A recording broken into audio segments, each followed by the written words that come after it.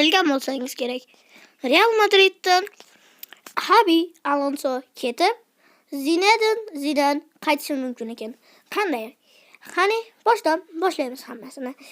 Florentino Perez aytishicha, Real Madrid va Barselona o'yinida 3-2 bo'lgandan keyin, Real Madrid yutqizgandan keyin Florentino Perez aytishicha, endi u o'ynamas ekanmish.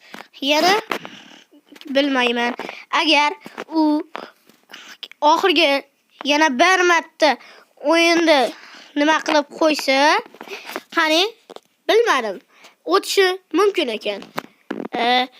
Va o'tsa Zinedine Zidan o'tishi mumkin. Zinedine Zidan 3-marta o'tib, jamoa sardorligini kuchaytirib bera oladimi? Jamoani kuchaytirib bera oladimikan? Bilmadim. Agar kuchaytirib bersa, juda ham zo'r bo'lardi.